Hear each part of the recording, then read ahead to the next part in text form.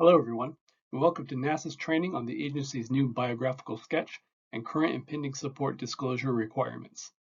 My name is Chris Morgia, and I am a senior analyst in NASA's Office of Procurement, Procurement and Grants Policy Division. As some of you may know, NASA released a new edition of the NASA Grant and Cooperative Agreement Manual, or GCAM, on October 1, 2024. The requirements in the GCAM apply to all new and amended awards issued on or after October 1, 2024, and two of the new requirements are the need for a biosketch and current and pending support form to be provided with every application. This video provides an overview of those new forms and when and how they must be submitted. For more information on the GCAM and NASA Grants Policy in general, please visit the NASA Grants Policy and Compliance website.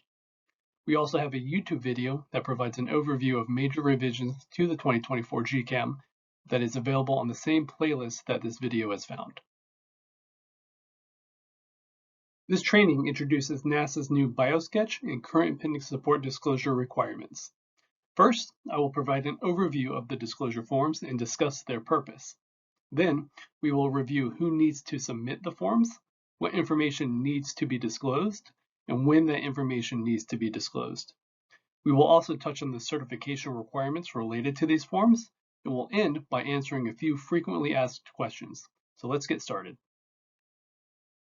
As I mentioned, NASA released the 2024 GCAM on October 1, 2024. The 2024 edition contains significant revisions, two of which are new policies that require biosketch and current and pending support disclosures for senior or key personnel on NASA grants and cooperative agreements.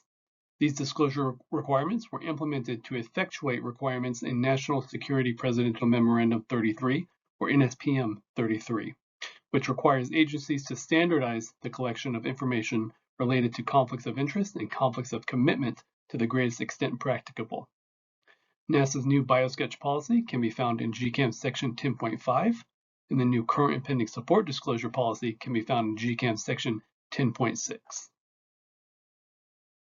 NASA and several other federal research agencies have adopted common biographical sketch and current pending support disclosure forms to standardize disclosure requirements and reduce administrative burden. The purpose of the biosketch is to provide information to NASA that will be used to assess how well qualified an individual, team, or organization is to conduct proposed activities. The information collected on current and pending support forms is used to assess the capacity or any conflict of commitment that may impact the ability of an individual to carry out the proposed research effort. The disclosure forms have been posted to NASA's Grants Policy and Compliance website as Word documents, which allows individuals to easily download and populate the forms. Both forms contain instructions on how to complete them, and they also include links to standardized definitions, such as that for academic appointments, conflict of commitment, and foreign government-sponsored talent recruitment program. Additionally, both forms include a link to a table that lists all activities that must be disclosed in the forms, and I'll discuss that table more in a few slides. I'll also note that the forms denote mandatory information with a red asterisk, and neither form has a page limit. Senior or key persons must submit both forms at application via the NASA Solicitation and Proposal Integrated Review and Evaluation System, or INSPIRES, and individuals may also be required to submit post-award disclosures as well. We'll further discuss how to submit those forms later in this presentation. So who needs to submit a disclosure form? Anyone that's designated as a senior or key person on a NASA grant or cooperative agreement proposal must submit a completed and signed biosketch and current and pending support form within their entity's proposal that is submitted in INSPIRES. Per NSPM 33, senior or key persons are defined as individuals who contribute in a substantive, meaningful way to the scientific development or execution of a research and development project proposed to be carried out with federal funds and are designated as covered individuals by the Federal Research Agency. NASA defines covered individuals as any PI, regardless of their level of effort on a project, any co-PI, regardless of their level of effort, and any co-I that is proposing to spend 10% or more of their time on a NASA award. Note that 10% threshold only applies to co-Is and it does not apply to PIs or co-PIs. What information do senior or key persons need to disclose to NASA? Both forms require basic identifying information, such as the individual's name, position, and organization name, to be provided.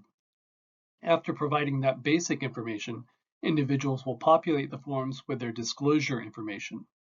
The BioSketch form includes three main categories for disclosures. The first is professional preparation, the second is appointments and positions, and the third is products.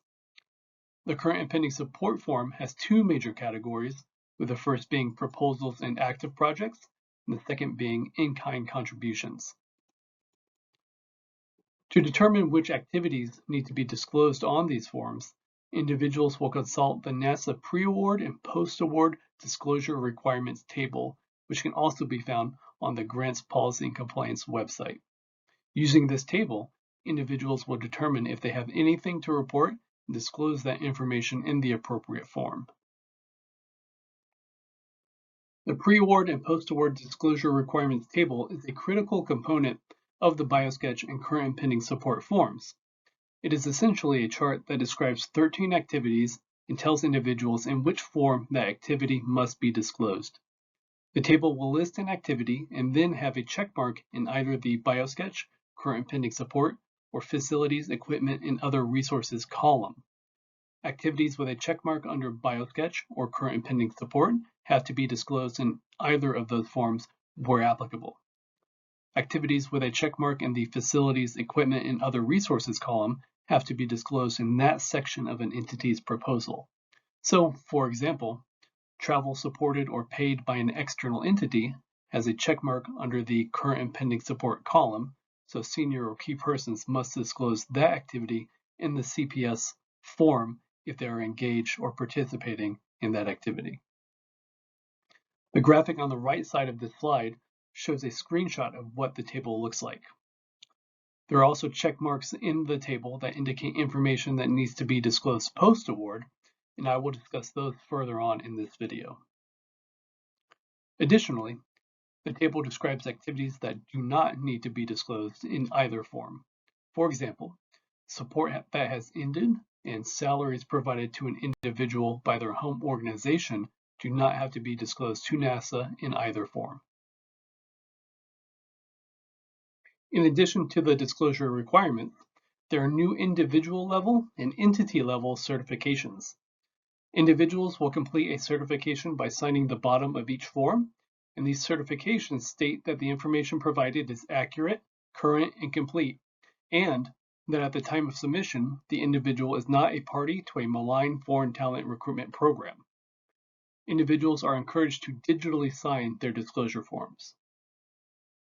In addition to the individual certifications, entities' authorized organizational representatives, or AORs, must certify in Inspires that covered individuals listed on the entity's application are compliant with current and pending support disclosure requirements.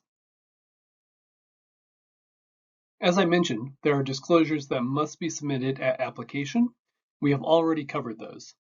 There are also post-award disclosures that senior or key persons may need to make after receiving a grant or cooperative agreement from NASA.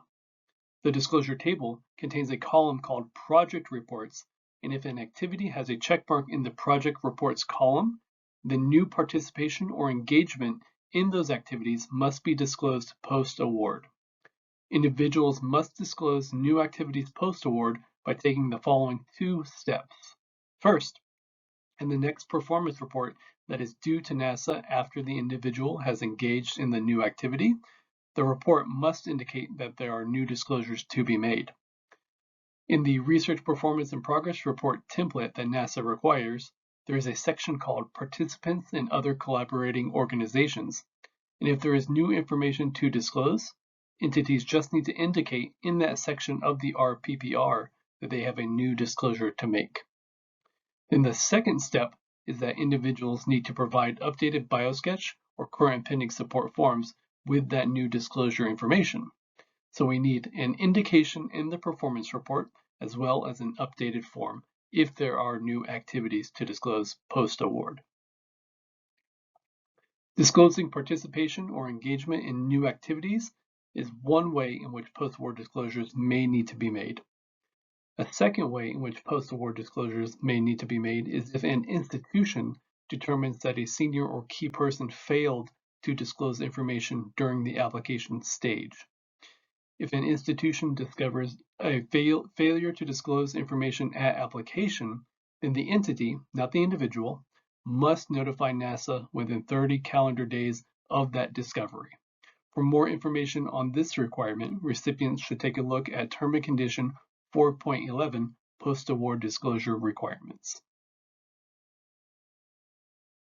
I'd now like to take a few moments to review a few frequently asked questions that NASA has received regarding the new BioSketch and current and pending support disclosure requirements. Hopefully, these will help address some of the questions that you or your entities have been receiving.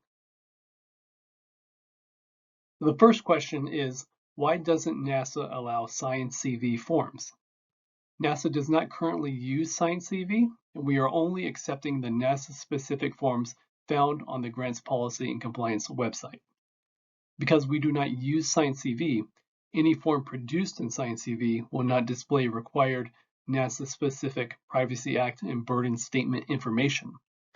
Additionally, the forms that are produced in Science CV do not completely align to NASA's disclosure requirements because they were designed for other agencies. So if an entity were to use the Science CV forms and submit them to NASA, they might not be in compliance with NASA's requirements. The next question is, can individuals modify NASA's forms? No, modifications to or removal of the standard boilerplate language on the NASA forms is not allowable. For example, individuals must not alter section titles on the forms or delete the Privacy Act information found on the bottom of the forms. Okay, so the final question is, the Notice of Funding Opportunity, or NOFO, that I am applying to was released prior to October 1, 2024. Do I still have to submit the disclosure forms?